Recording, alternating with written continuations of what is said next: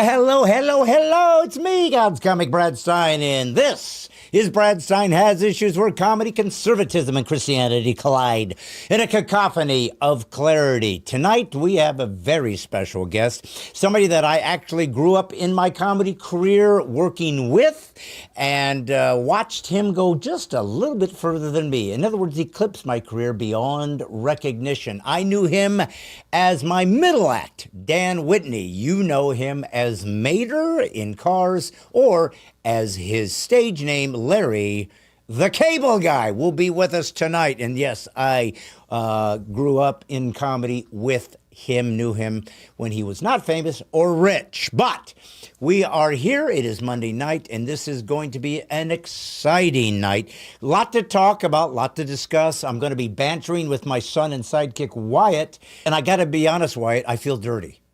I feel dirty that I somehow am just doing this and then people are paying me. Shouldn't I do this out of the love of my heart for my fans and not get paid? Wouldn't that make me more altruistic? Like my version of the Salvation Army, but podcast version? But you don't get paid.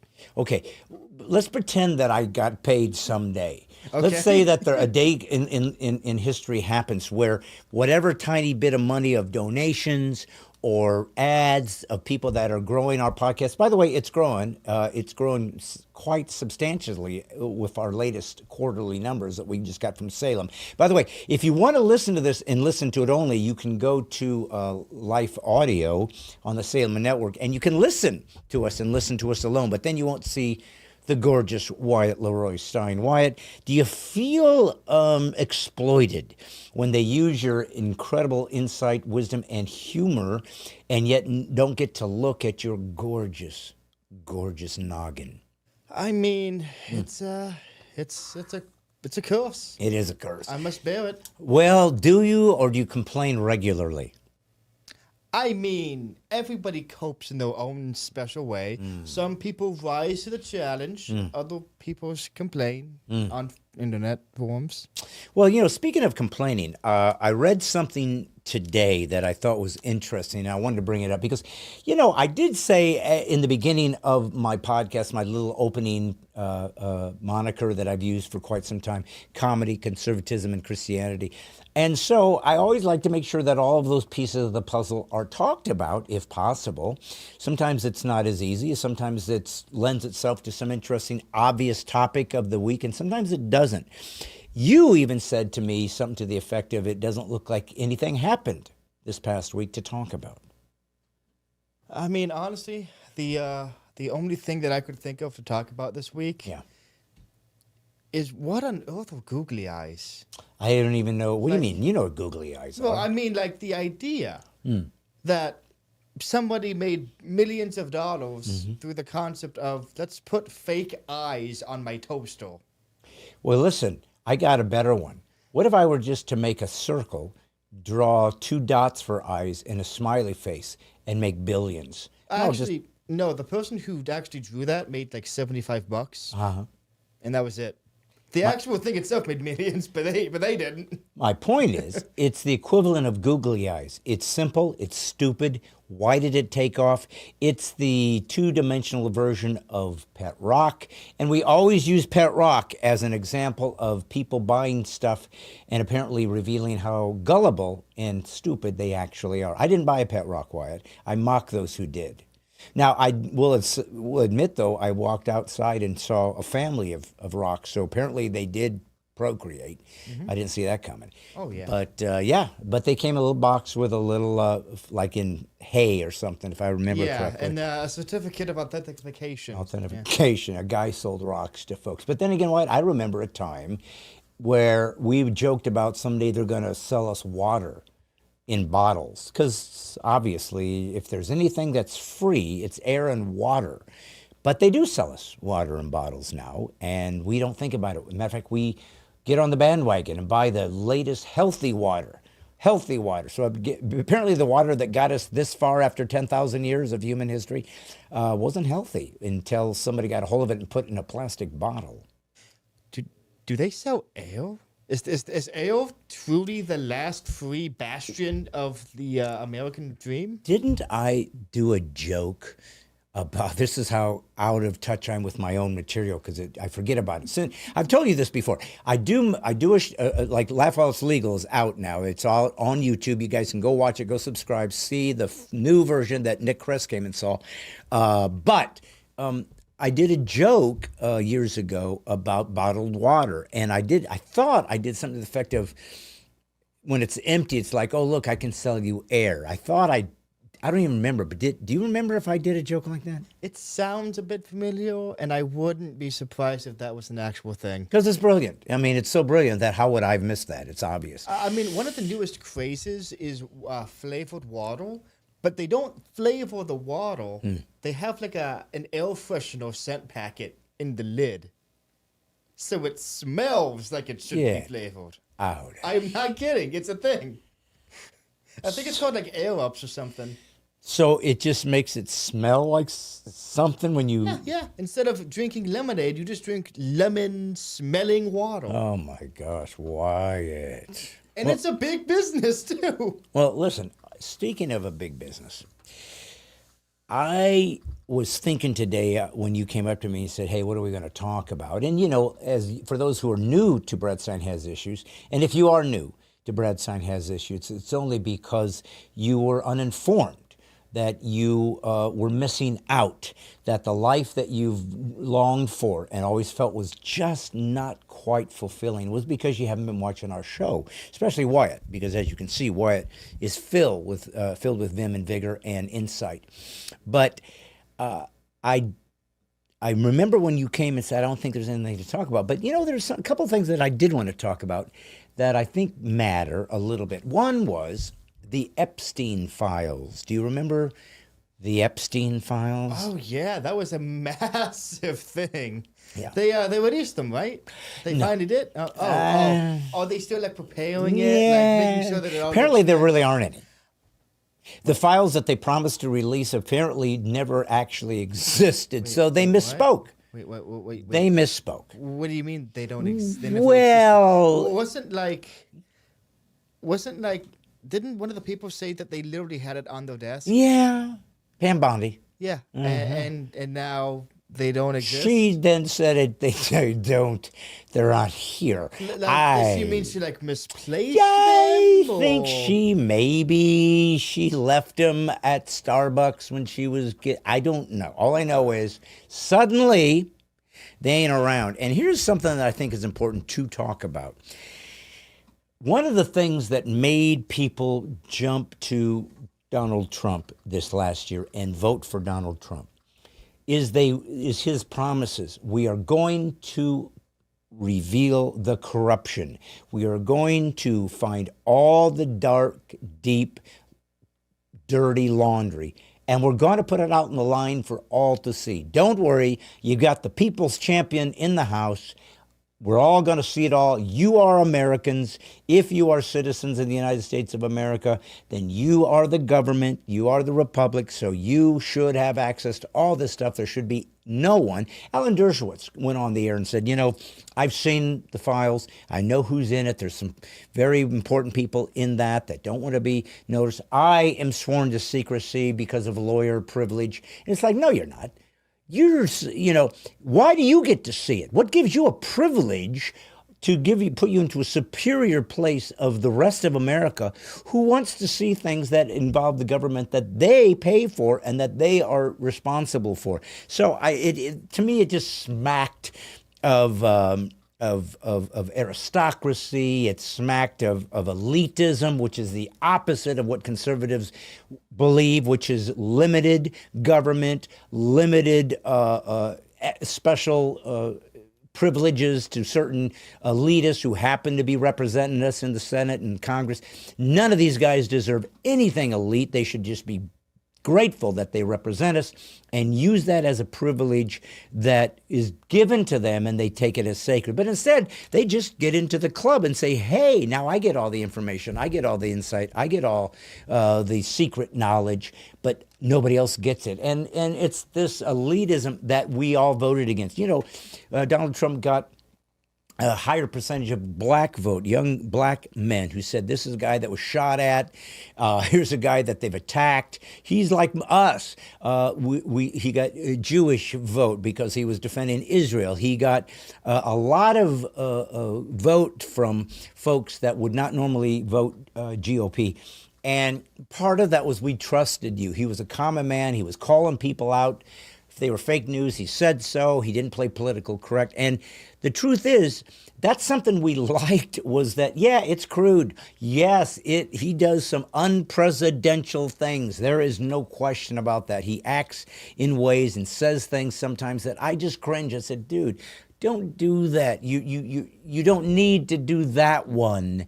But he did. I think I saw he tweeted that he was thinking about rescinding Rosie O'Donnell's citizenship because she's like a plague on the world, or she's not helpful.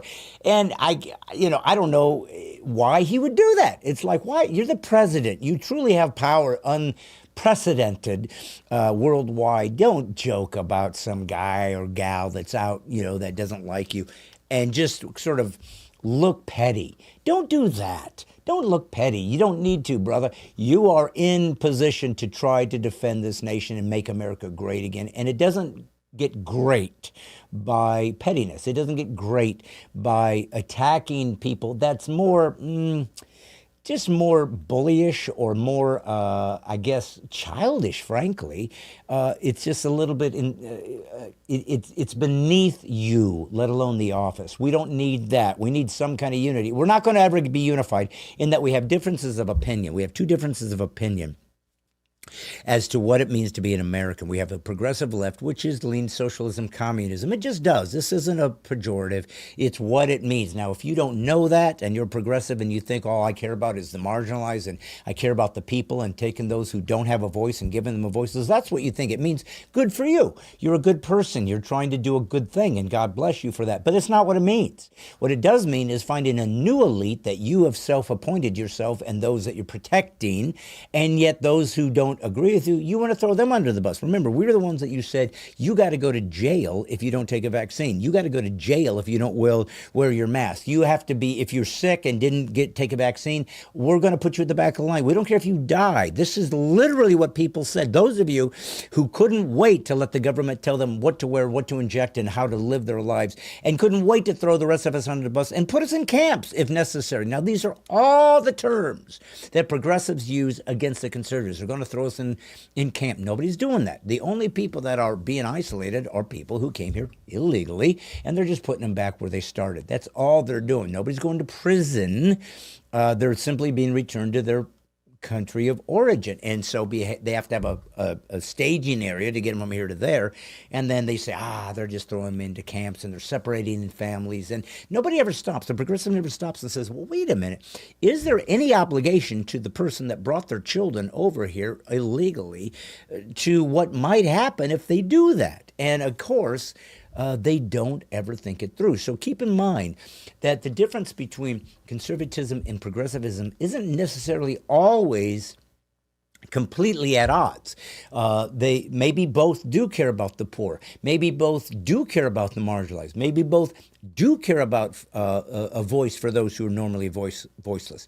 I'm a conservative. I'm a Christian, and I do care about those things. I don't want LGBTQ folks to not be able to speak about being LGBTQ. I don't want to make it illegal or disinvite a progressive leftist to a college because I don't like their politics. I don't want to do that because I care about free speech. And even though the conservatives are the ones that have been disinvited regularly to colleges, maybe that'll change a little bit with the Trump administration for a while. I don't know.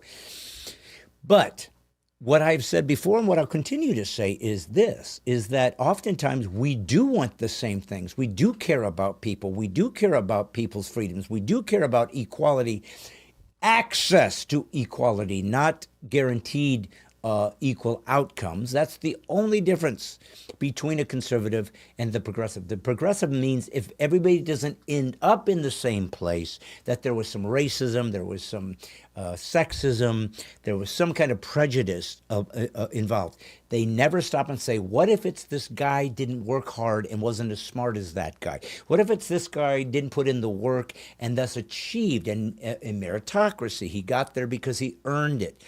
And that doesn't mean that there's something wrong with you. It doesn't mean that you're an inferior human because you didn't end up in the same spot that the next guy did. If he worked harder, he deserves more. That's not complicated. If I go say I want to plant a garden and I plant a 6 foot by 6 foot patch, and another guy says, I'm going to plant a garden, but I'm doing 6 acres by 6 acres. Which one's going to take a lot more work? Planting 6 acres. Which one's going to take a lot more watering? 6 acres. Which one's going to take a lot more cultivating? 6 acres. Which is going to take a lot more putting out the nitrogen and the putting out all of the feeding of it. The 6 acres is going to take a lot more. Well, the weeding of that, which will try to. What's going to take more work? What's going to be harder? What has more at risk if you lose it all and it dies and you paid for all that and it just fell apart? The 6 acres, but. All things being equal, if the 6 foot by 6 foot garden blossoms and harvests and the 6 acre by 6 acre farm blossoms and it's harvested, who's going to end up with more? Obviously, the 6 acre guy has 6 acres worth of stuff as opposed to the 6 foot guy that has 6 foot of stuff. Obviously, just by sheer numbers, he's got more. But he had to do more work and put more money and take more risk. So he shouldn't be punished. He should be rewarded. This is what's interesting. I was talking about something interesting to me. I saw this and I wanted to read it to you guys. It was an article, it was in the New York Times by a speechwriter for former President Barack Obama. And he suggested in a guest essay on Sunday that it might be time to stop shunning conservatives over a disagreement with their politics. David Litt wrote in the New York Times that he felt a civic duty to be rude to his brother-in-law, citing his support for Joe Rogan and disagreements over the COVID-19 pandemic and vaccines. So it was his civic duty to be rude to this conservative man. My frostiness, listen to this, folks. You want to talk about a disconnect. My frostiness wasn't personal. It was strategic. Being unfriendly to people who turned down the vaccine felt like the right thing to do. How else could we motivate them to mend their ways? So I want to show you that there is, in fact, a huge difference between the conservative. Most conservatives, not all, but most, are Christians, Christ followers. So what drives us to, does our conservatism drive us to our faith? No, our faith drives us to conservatism.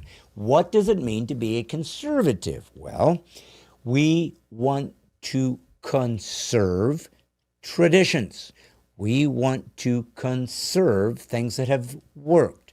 We want to conserve the way we communicate, perhaps a language, perhaps the borders of a nation we live in, or our homes, or our personal property. We want to conserve history that we've lived because, good or bad, it made us who we are.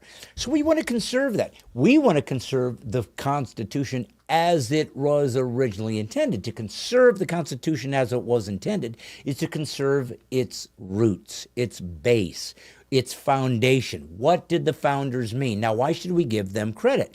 Because they started this nation. It was their idea, and it worked. They're the ones that took the risk, planted the 6 acres, fought against the British, could have lost everything, could have been executed, could have been completely eliminated from society, lost all their property. Everything was at stake, and they thought it was worth it because they wanted to be free and have their own country. And they did it. They pulled it off.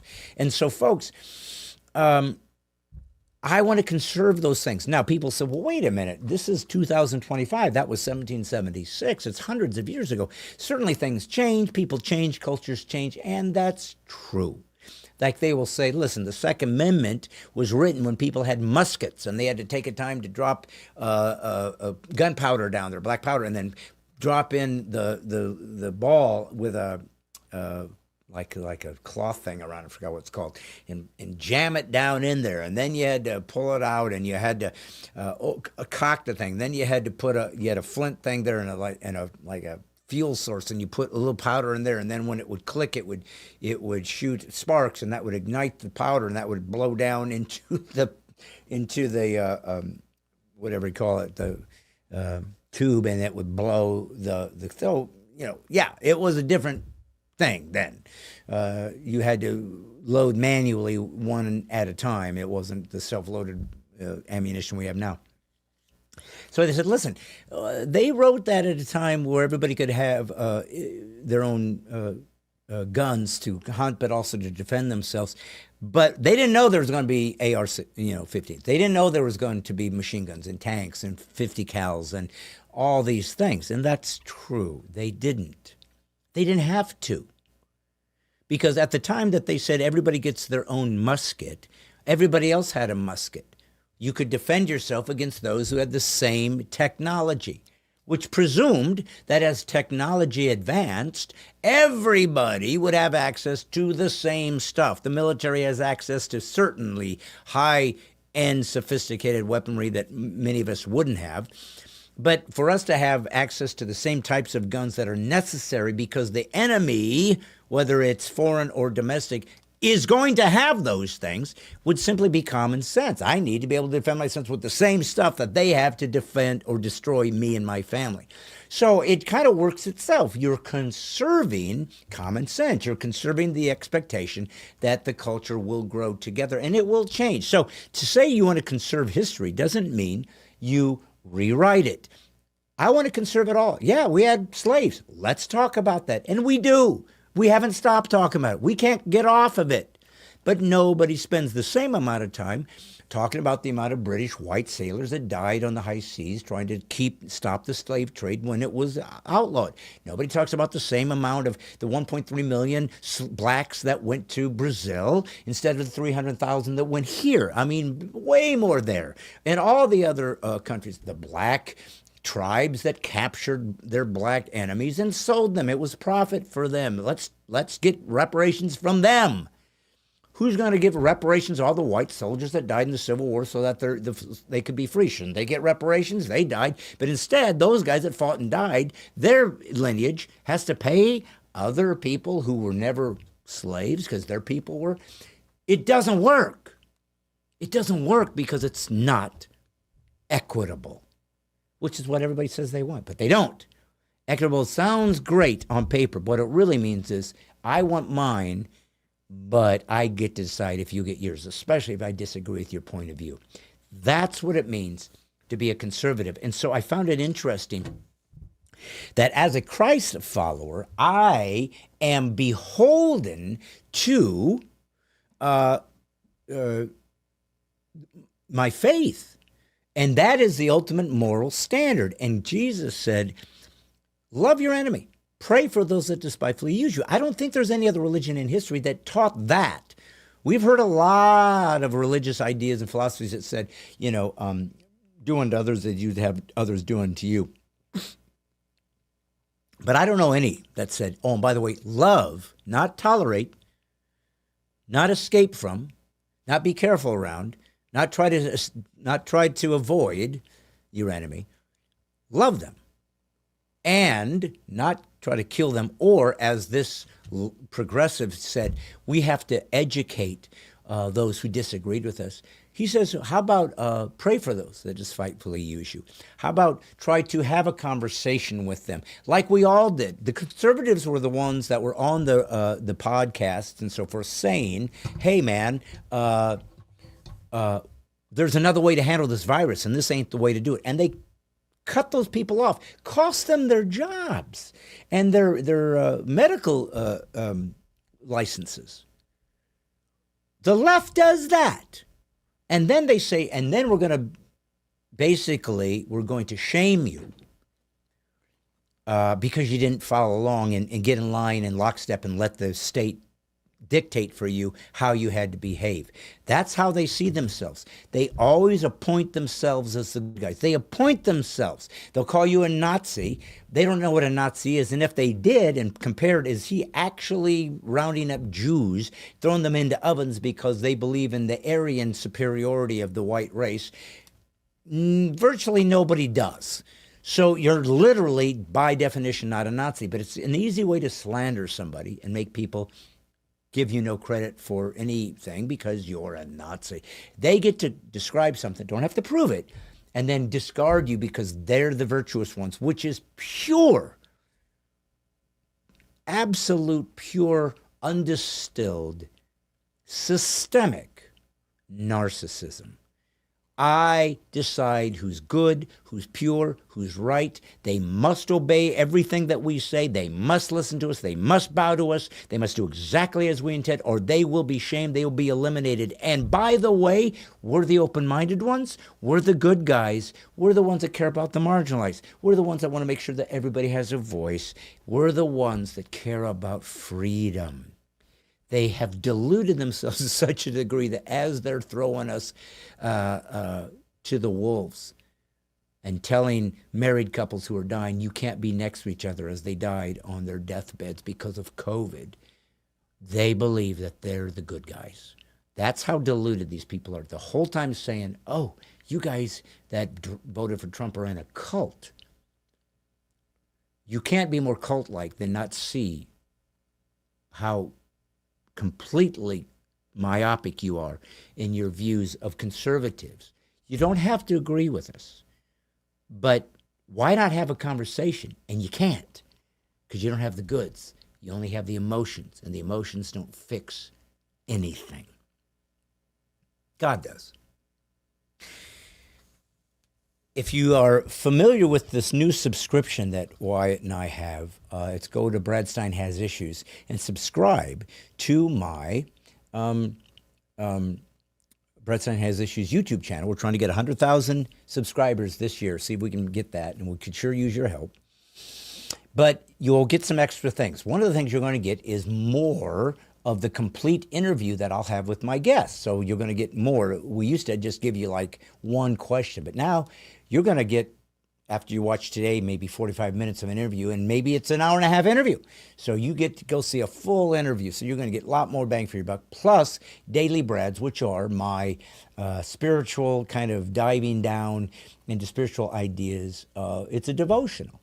You're going to get that. And we're going to add more and more, guys. It's $2.99. So it's about what it was when we were the Militia of the Mind. And that's all still here. And that's all going to be put together into one. So don't think if you did that you missed out. You're in. We're just figuring out how to blend it so we can make this profitable so we can keep growing it. So that being said, I always want to give you a taste of the Daily Bread, and we can put it on these podcasts so you can get an idea of what it is that's out there and what you're going to miss and what you can get all week long. So here's the latest Daily Bread. I just did it this morning, but if you've never seen one, it looks something like this.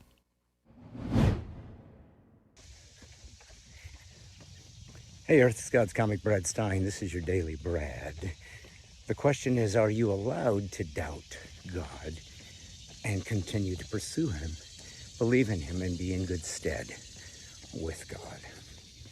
You know, over the years as a Christian, I have been since I was 9 years old. That's when I first accepted Jesus as a 9-year-old. And so it was very basic and simple. It was, you know, in Sunday school, and it's with little kids, and you want to bow your head and raise your hand and accept Christ, and I did it. And so it can't be more simple. Can't be more innocent, right? Suffer the little children to come to me. And so that began my basically life. I never turned back. I always was a believer. And my life was filled with a lot of pain. My parents were divorced, and then they got back together and they remarried each other. And that's when we moved to California. I lived in Indiana. And then, out of the blue, my parents divorced again. So I really struggled with trust issues, to say the least. That when you're young and little and you don't have a lot of life experience, and you certainly don't have a lot of perspective, and you certainly don't have a lot of maturity, and you certainly don't have a lot of hurdles that you've overcome in your life that were overwhelming and felt impossible to overcome. And if you don't die, you do overcome them, or at least you get through them. Sometimes you stay stuck and you got to work that out down the road, but the point is you survive. And every one of us have been in moments in our lives where we felt like we didn't know if we could survive this one, if we would get through with this one, if there was a light at the end of the tunnel on this one, if there was an escape hatch here. And we've probably all been in moments where we felt like, I'd rather be dead and not feel this. But if you're alive and you're listening to this, you did it. You made it. You got through it. Somehow you did it. So only after many battles and bouts and sparring and fighting and full contact do you realize how resilient you are.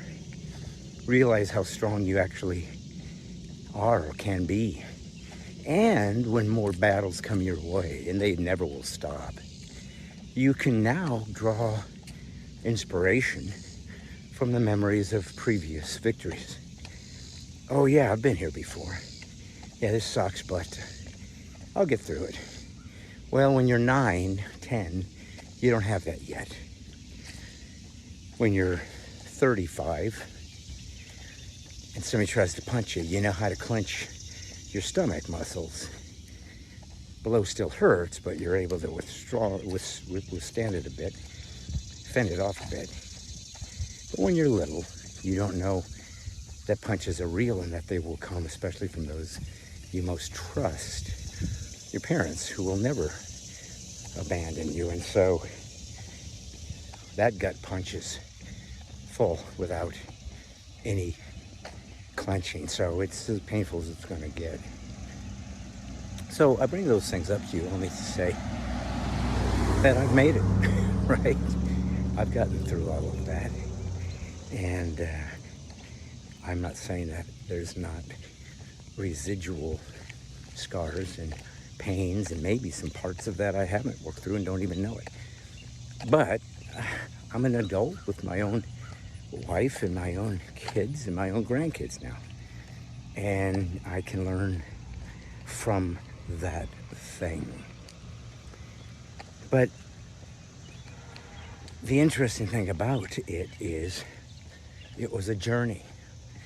My faith has been a journey, as is anyone's, and that journey takes lots of peaks and valleys and moments when you're more committed and when you're less, when you're fully committed to sacred holiness and when you're basically hedonistically absorbing the fruits of sin, which I did as well.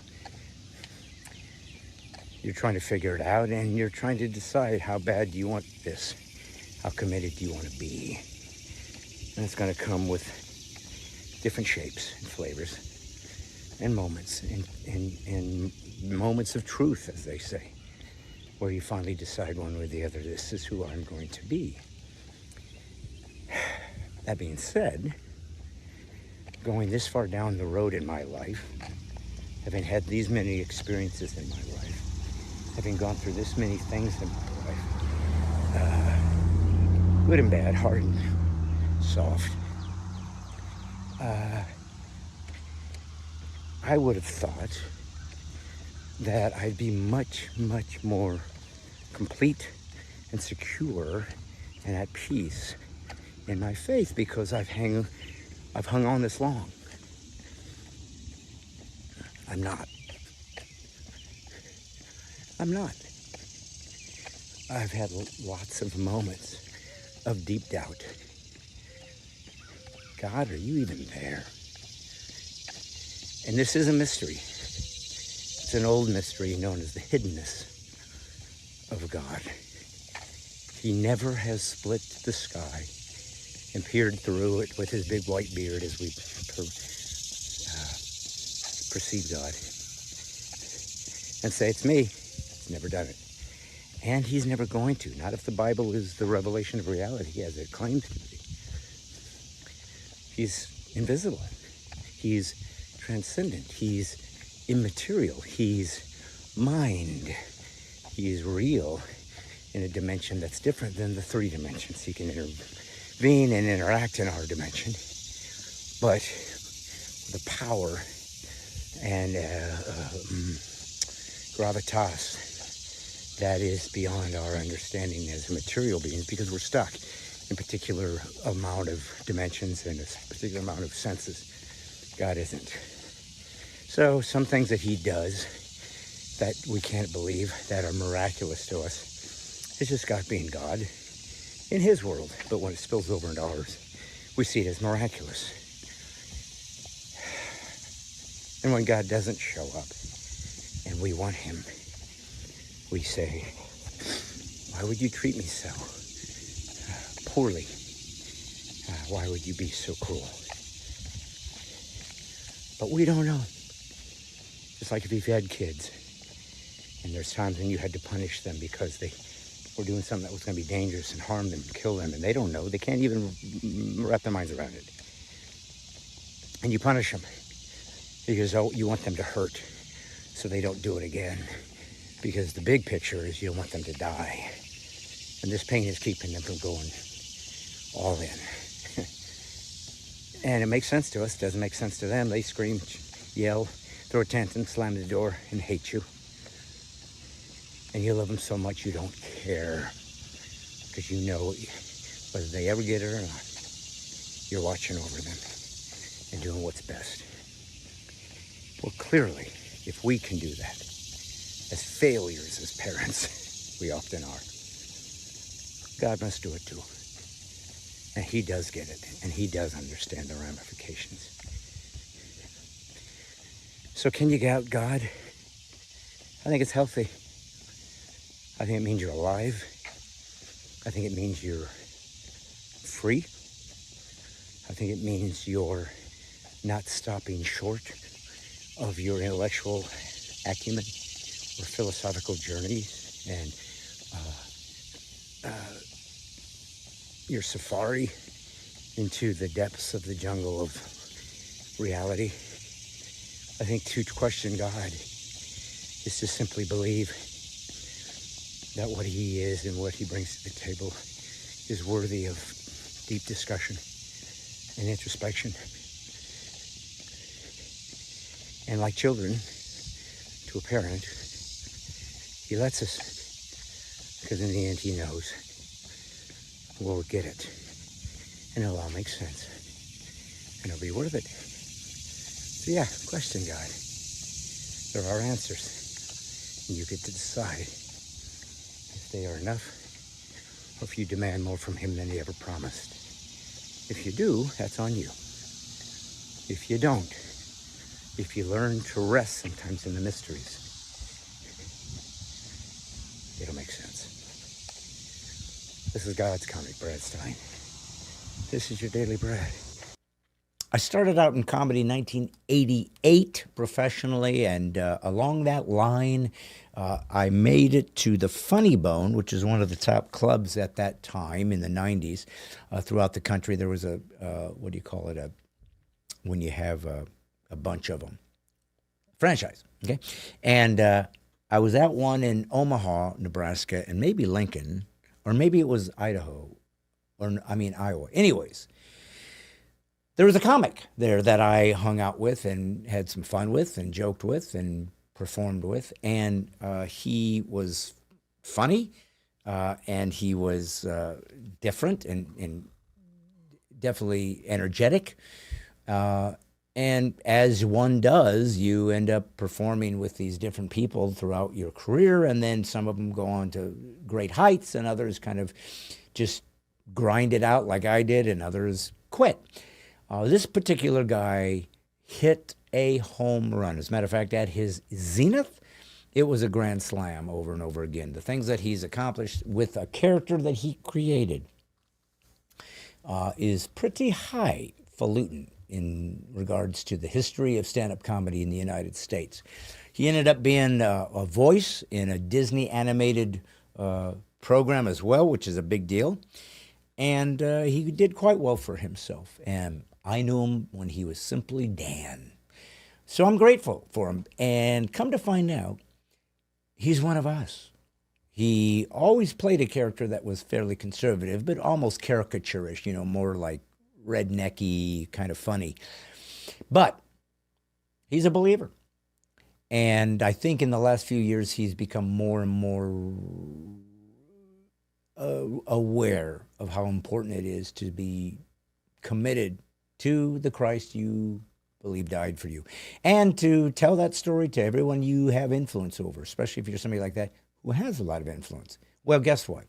That's what we're going to talk about. That's what you're going to discover. That's what you guys are going to be able to hear about, as well as his history, his life, and how he became the guy you're about to hear. So please enjoy this conversation with an old comedian friend, Dan Whitney, or as you know him, Larry the Cable Guy. Hello, Dan. What is going on, Brad? The man, I'm following Yakov. That's he came out to my show in Missouri. Went up and I had him go up and do some timing from. He's great, man. Yakov is a comedy legend from obviously the '70s and early '80s, and such a sweet guy. And so that's great, man. Yakov's awesome. Well, it was an interesting, like I think you and I are about the same age. So we kind of grew up, seeing comics, watching what they were up to. And, when you and I started, I mean, if you saw a comic, it was on the Tonight Show or something. It wasn't like they were just all over the place. This was long before the boom where everybody put up a shingle and said, let's have a comedy television show. So to see somebody on the Tonight Show, you're like, this guy's legit. That's where, you'd see Steve Martin, you'd see Stephen Wright the first time he showed, and guys like that. But Yakov was like an icon. I mean, he was the first guy I ever saw that was like, I love America, and that he's got that foreign angle. So he really did kind of break some ground back then, but just kind of normal, regular guy. How Well, did you? it was a big deal back then because Yeah, it was the whole U.S. Russia that's right. and the whole deal going on. That's So it. Well, it was, and it was funny, Dan, because he talked about how his career kind of went sideways a bit because once we broke that down and sort of the Cold War ended, and Reagan was obviously a participant in sort of bringing down the wall and whatever, it kind of screwed up his career. It's kind of like, wait a minute, we don't have that tension anymore. So he really had to kind of reinvent himself. What an odd way of having to sort of switch the genre of your comedy because world affairs have changed. yeah, he should have adopted some sort of a North Korean That's get it. get up, He could have, maybe. yeah, he could have been a Kim Jong Il, whatever. I don't. So I don't Yeah, know. that kind of thing. And you came by my home club, the Comedy Corner in West Palm Beach, Yes, when you were swallowing swords. I was swallowing swords and doing nose floss. That's exactly right. Well, that's the first place I ever met you, Dan, was in Florida. Come to find out, you are from Nebraska, and if I'm not mistaken, you've decided to stay in Nebraska and live your life in Nebraska. And I think what the people out there are watching is, why Nebraska? Well, I love Nebraska. I was born on a pig farm in southeast Nebraska, town of 1,270. Mm, Called Pawnee City, Nebraska. I moved to Florida when I was about 16 years old. Total culture shock. yeah. I grew up next to the livestock barn, so I was over there almost every day with my cow whip and loading cattle trucks, and I lived at that place. I loved it. Then I moved to Florida, and it was a completely different culture. And then when I found out that there was more than 8 girls in my class, and Yeah. now there's 50. It's like, hey, wait a minute, they're pretty cute.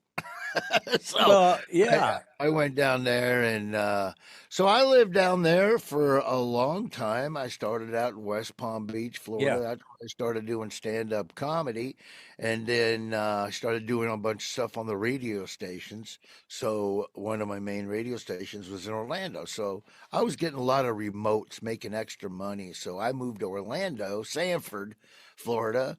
And then when I got married, I bought a place in Nebraska. I bought a farm, and I bought it basically for investment purposes and a place to stop when we were out on tour in the middle of the country, because I was on the road 287 days a year, Yeah. Yeah. uh, for forever. So whenever we would be in the Midwest, I would we instead of flying all the way back to Florida, we'd have maybe 4 days or 3 days off, and so we would just jaunt into to Nebraska, and the whole crew we would just stay in Nebraska. I ended up loving it because I love Nebraska. So I would ended up when I had kids, we would winter in Florida, and we would spend the rest of the time in Nebraska. So I'd come to Nebraska around in May, middle of May, and then right after the last football game around December, we would head back to Florida. Oh, so you still have a joint in Florida that you live in as You know well? what I did? I've had a place in Florida since '79. Not my place, but my parents' place. Yeah. But I bought a place in '90. I bought my own place in '95. I was in apartments until then, and then I bought a place in Sanford, Florida, and I was there till 2011. We went back and forth. We ended up Yeah. moving into Nebraska permanently, and I love Nebraska. It's a slower Yeah. pace. There's not a lot of people. If it says if something's 8 miles away, it takes you 7 minutes to get there. There's not a lot of traffic. I don't have to go into town much for anything. I got a nice farm out here, so I love it. I love it out here. I love Florida. Florida's like a second home to me, and I got nothing but smiles for Florida. I love it. Started my career in Florida. That's where Larry the Cable Guy is basically Florida. Yeah. You know, that's where I came up with the character. Kind of mixed all my Florida friends in with a couple of Nebraska cow farmers and pig farmers, and kind of mixed it together. But the Larry the Cable Guy character is a total Floridian.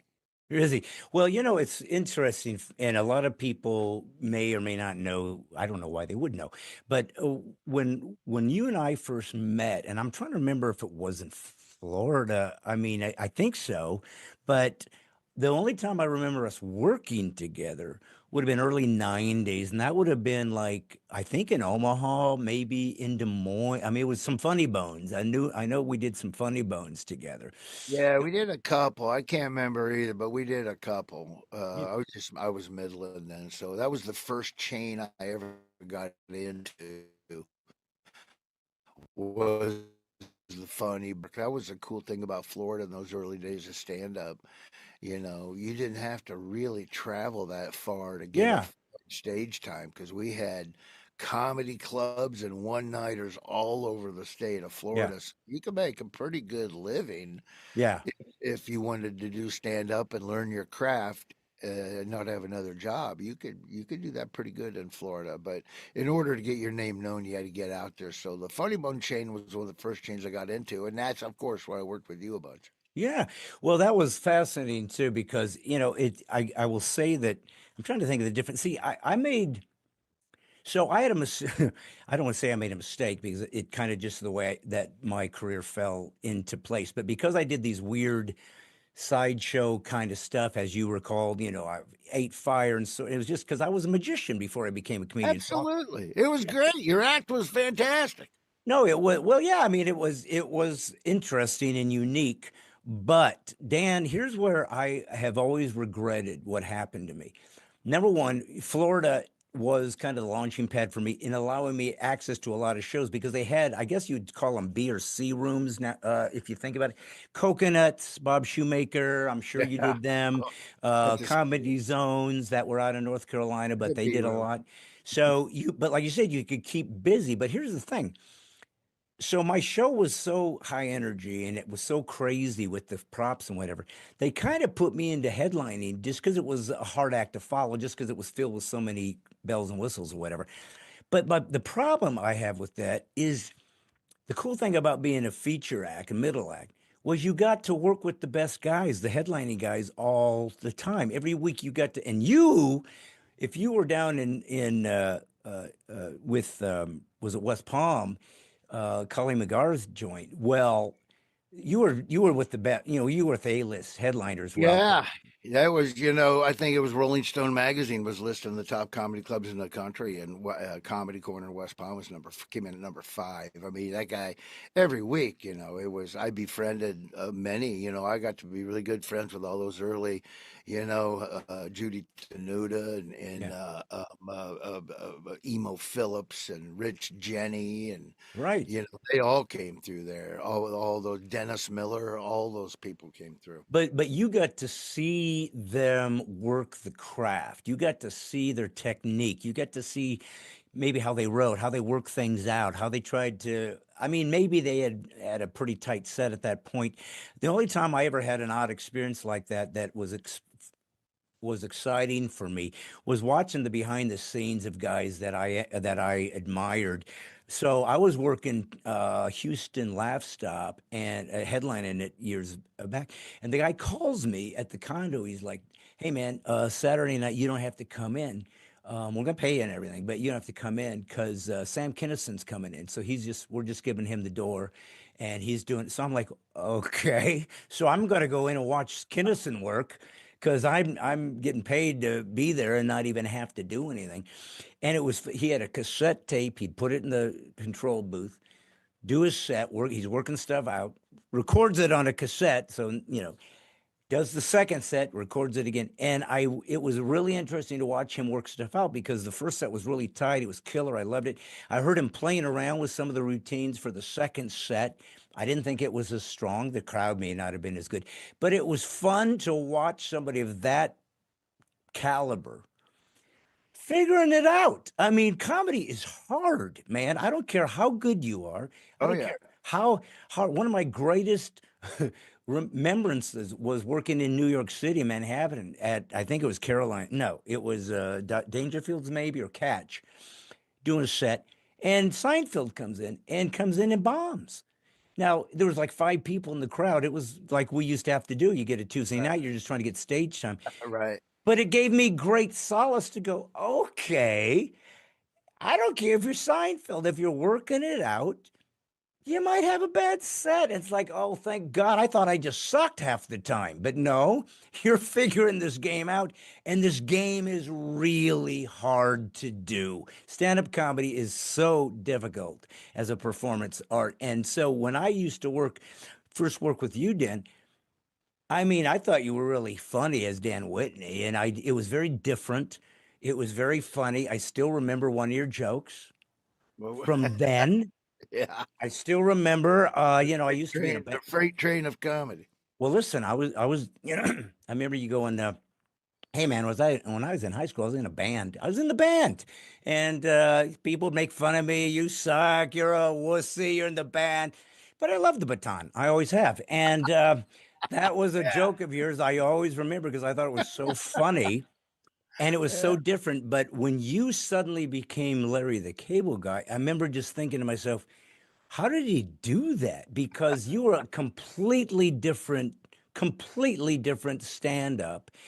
Funny to me on your own. You were nonstop. You were punch, punch, punch, Right. hardcore, but a normal guy. And you created this new guy. And I did want to talk to you a little bit about, you talked about getting on the radio. I got to be honest. I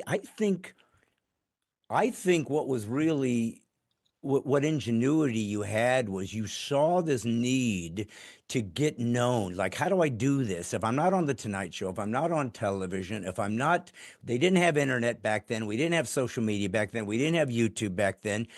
So you didn't have a lot of options. And you figured out radio. You said that's what I can do. And you did it relentlessly, man. You're up at whatever, 6 a.m. every day doing, and it's like that was blue collar. I'm going to figure this stinking thing out. So I give you credit. It was like an entrepreneurial mindset that you were a businessman. It's like, I'm going to Yeah. make this thing work. Well, And so just explain that to me. How did you figure that out? well, Foxworthy, I met way back in the early '80s, mid '80s. He'd come through the Comedy Corner with Vic Henley, and they're completely just like me. We'd come up with little stories, and we'd be sitting at the baseball game. We had spring training tickets to the Atlanta Braves, and so me and Foxworthy for 2 weeks they'd be down. Jeff would headline one week, Vic another week because they were Braves fans, and I had the season tickets. And Jeff would just lean over at after an inning and he'd lean over and go, "Hey, did Glenda bring that coleslaw yesterday to that thing you was all doing?" "Yeah, Jeff, she brung it out there, but it was all spoiled up." And we'd come up with these funny redneck stories. Jeff and I have the same sense of humor. So Yeah. um, the character itself, I developed the character on stage. I used to do some characters on stage. Larry the Cable Guy was one of them, but it But I made don't me. remember you doing that when we were together. I don't think you were doing Larry yet. Well, no, it might not have been. Larry came along in like 1989, 1990, Okay. but I didn't do it on stage. It was maybe a 3-minute bit, Yeah. uh, is what it was. But it made me laugh because it was hilarious because I grew up with, I hung out with guys like that. I hung Right. out in country bars and, Right. the whole thing. I'm a farm kid. So that kind of stuff made me laugh. So I started doing that on the radio as just a character on the radio. I would call up and they had a segment for me, and I would call up and complain about politics. Completely nothing that I did. I didn't do politics. I was a one-liner comedian, but I'd call up and it'd always be like, "Hey, Larry, what's going on?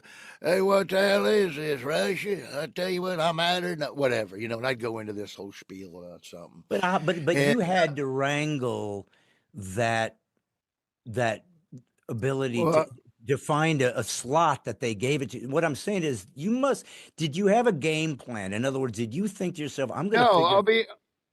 I'll be honest. It happened by sheer accident. I was a working comedian, but I was going into a radio station and working part time as a jock just to make some extra money.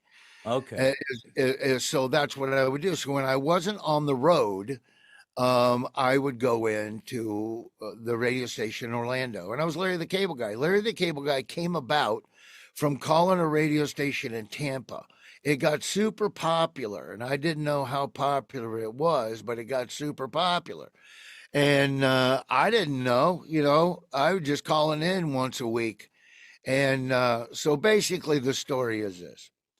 Um, I'd been on the radio for a while in Tampa, all over Florida, Tampa, Orlando, St. Pete, that whole area, Lakeland. They always hear me on the radio coming out of that station out of Tampa. And uh, I I left the radio station in Tampa because over a T-shirt deal. I didn't get I didn't get what they promised me for a T-shirt sale. Ran for president, Larry the Cable Guy, Hootie Hoo in '92, the whole deal. So when I quit the radio station, another radio station called me right away out of Orlando and said, "Hey, not only do we want you to do the character and we'll pay you really good for the character, we'd love you to be a part of our morning show when you're not on the road."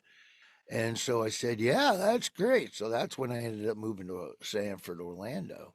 Um, but I went over to do my show in St. Pete. It's my regular show. Well, Les McCurdy ran that club, and he billed me as Dan Whitney, aka Larry the Cable Guy from 95 YNF. And Okay. it kind of irritated me because Larry the Cable Guy was completely the opposite of my act. Yeah. I was fast paced, one liners, Right, goofy right. stuff. Larry the Cable Guy is very slow, very, hey, y'all go head up there, that kind of thing. Yeah, yeah. And so I was kind of upset he did it because it's like, well, and Larry, at the time, the only thing I did with Larry the Cable Guy was political humor. I'd write commentaries and make them, just put a bunch of goofy stuff in there and make them look goofy. And so he says, well, regardless, it sold out both shows in 20 minutes. I'm like, really? So I went on stage the first show, and I'm doing my act, and I'm doing really good. But I hear, get her done here, I get her done there. Then somebody yells out, we want to hear Larry, do some Larry. We want to hear. So I took my act. I didn't have an act for it. I basically took the next bit that I was doing, and I did it like Larry the Cable Guy. And Okay. flipping killed. And Yeah. so I went out of it again. I didn't get as much response for the jokes that I normally would. So I dipped down into it again. Well, the show, I ended the show with about 12 minutes of straight Larry the Cable Guy. I get done. I'm signing autographs. I'm taking pictures. And he said to me, have you ever thought about doing your whole show as Larry the Cable Guy? I said, no, Les, I haven't. He goes, I'll be honest with you, they love it. He goes, can you talk like that for an hour? And I go, man, Les, you know my friends, you know me. I can talk like a redneck 24 hours a day because all I do is hang out in country bars and do all that kind of stuff. I grew up on a pig farm, for heaven's sake. Of course I can talk like that. Went to college in Georgia.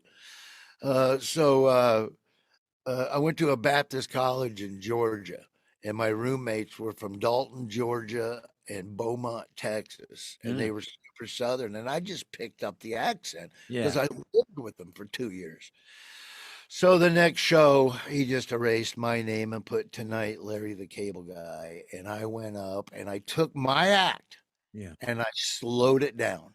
And it was basically all my jokes as Larry the Cable Guy. And it killed. When I got done, the light bulb went off and I said, if I could get more radio stations and get this out on the air, man, I could sell out all these clubs. So it was really a win-win for everybody because what would happen is most of the radio stations never paid you a dime because the first thing they would say is, because it was up on Bitboard. They put it up on a thing that morning shows use called Bitboard, where they share bits. And so I was all over the Bitboard. And people were like, man, this Larry the Cable Guy thing's flipping amazing. So I would go to a radio station to promote the comedy show we were doing, and they would ask me about it. And I would tell them about it. And they go, boy, we'd love to have something on our station like that, but they don't pay any money for anything. And I said, here was the kicker. You don't got to pay me. And they're like, what do you mean we don't got to pay you? I said, I guarantee you, if you guys have me on every 2 days a week, 1 day a week, in 3 months, you can get a sponsor for this. And you can pay me out of the sponsor money if you want. Here's all I want. I'll do it for you, but when I come to the comedy club, just make it a radio station promotion. Hey, this week, our own Larry the Cable Guy will be down at blah, blah, blah. Free advertisement for the comedy club, free advertisement for the radio station. They make a radio station function out of it. They sell out the shows. And that's how I did it. So I concentrated just on getting radio stations. So when it was all said and done, by the time I quit calling stations in 2003, because I was getting so busy, I had 27 radio stations across the country. And then I think it was me and Rich Jenny became, according to Colleen McGar, my manager at the time, we became the top two highest paid comedy draws in comedy clubs. Wow. And then from then on, it just snowballed from then on. From then on, uh, I hooked up with Blue Collar Comedy Tour with Yeah. Jeff because Jeff was a good buddy of mine. I had to go up and audition for it, and I had already been out there long enough on radio stations that everywhere they were going, I was selling tickets like crazy already. And it was something different. Those guys are unbelievable, as you know, all storytellers in their own way, different ways, which made them unique. I was a one-liner guy. I was completely different than the other three, which was perfect for when we sat out on the stools and just talked because I was a great segue into other Mm. stories. Because Yeah. Jeff would finish a story, then I could pop out 3 or 4 one-liners after Yeah. his story, and then Ron could go, "Hey, speaking of that," and then he'd come in with his Yeah. story. So it just started to snowball from there. And I had fun writing for it. It was a great, it's fun to write for. And I got a kick out of it. As long as I got a kick out of it, I figured everybody else got a kick out Yeah. of it. It wasn't far from me anyway. I mean, other than I didn't grow up in the South. I grew up in Nebraska, but I kind of grew up in the South. I moved there when I was 15, didn't leave till I was 42. So, Yeah. um, uh, but that was my lifestyle growing up, pigs and cattles and rodeos and so, yeah, it fit in real good for what we're doing, the whole blue collar thing. So, but that's how that started. That's how I got to be Larry the Cable Yeah. Guy. I just kind of fell into it, but I worked really hard at Yeah. it. I made sure I worked hard at getting radio stations, and then I worked hard at making sure I had something funny ready to present at 5:45 a.m. sometimes, and I did it 5 days a week. I did it 5 days a week, every week for 13 years. Wow. Yeah, and Live. then finally it started gelling around 2000.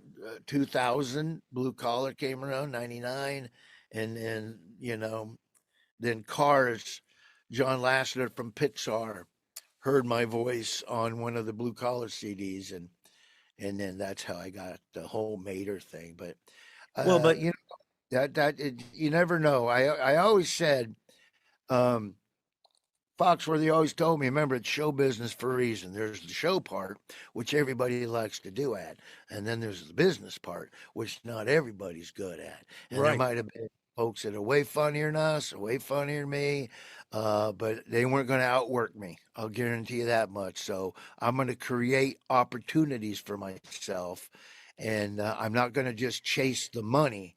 I'm going to chase the opportunities, and that's what I did. Well, and that's exactly why I brought it up because, like I said, you had a work ethic which comes from growing up on a pig farm, and I don't mean that sarcastic. It's like I was born in a little town in Indiana, so my grandparents were farmers, whatever. So people that grew up in the Midwest or whatever, um, you feel like you got to work for stuff. Nothing's given to you. You got to go get this thing, Absolutely. and you got Yeah, to, absolutely. yeah, Especially in my family, we didn't have money, so My dad was a hard worker and made us work too. So we had to work pretty much for nobody gave me nothing. I mean, we didn't even have air conditioning in our house. We had heat because we had a fireplace, but we didn't have air conditioning. right.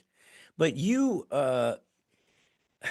when you create, when this guy came about, it's like you caught lightning in a bottle because the truth is, Dan, uh, very few people in any of the performance arts uh, get to the level you got. It's not I mean, I don't want to say luck because I don't believe in luck. I think that God is involved in our lives in ways whether we see it or not. But there is this intangible why certain people do explode and certain people don't. Because the truth is, to me, comedy is comedy. Laughter is laughter. If some open micer goes up and does 3 minutes and people laugh and think he's funny, and a pro comes up and does 10 minutes and they laugh and he's funny, what's the difference? I laughed. It was funny. Who cares?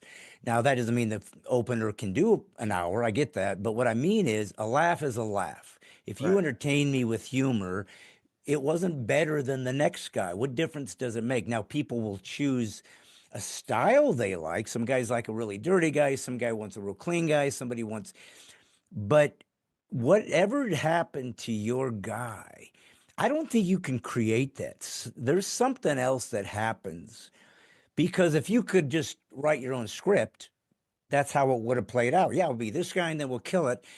But we can't. Everybody wants to do what you did, and not everybody can, no matter how hard they try. So I just wonder if you, other than the hard work, which is I saw from a mile away, do you think in retrospect anything else happened or occurred or came into your sphere that you think really, because even with the blue collar guys, Dan, I feel like you're bigger than all those guys as far as what you were able to sell. And Jeff was huge, right? Jeff Foxworthy. Oh yeah, Jeff But is it's amazing. something you did. Well, I think I think it's a combination. It's a big stew of a lot of things. You know, the you gotta it's the willingness to do things, it's the hard work, it's the personality, it's being kind, it's being nice, it's being outgoing, it's being being able to schmooze, being able to talk to people, being that kind of a thing. Your audience, you have to treat your audience good.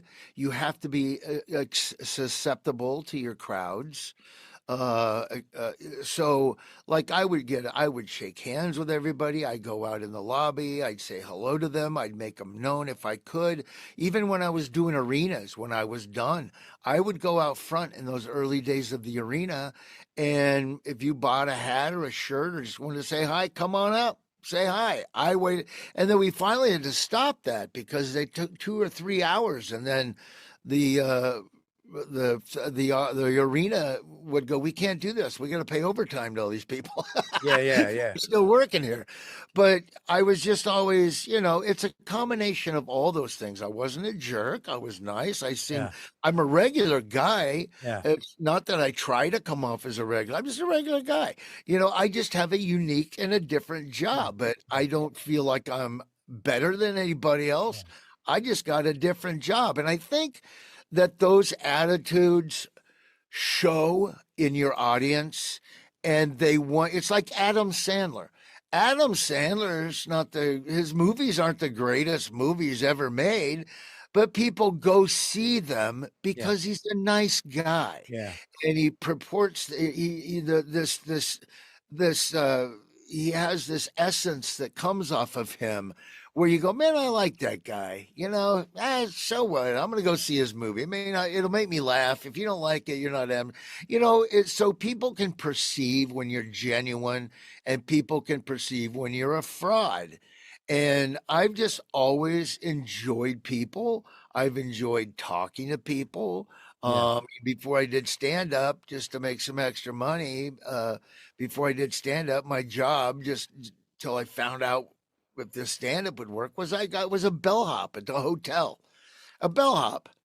And I'll be honest, it was one of the greatest jobs I ever had. Why? Because I got to meet people, and I got to joke around with people, and I loved it because I like people. So I think it's just a big mix and a big stew of all those things that make somebody unique and successful.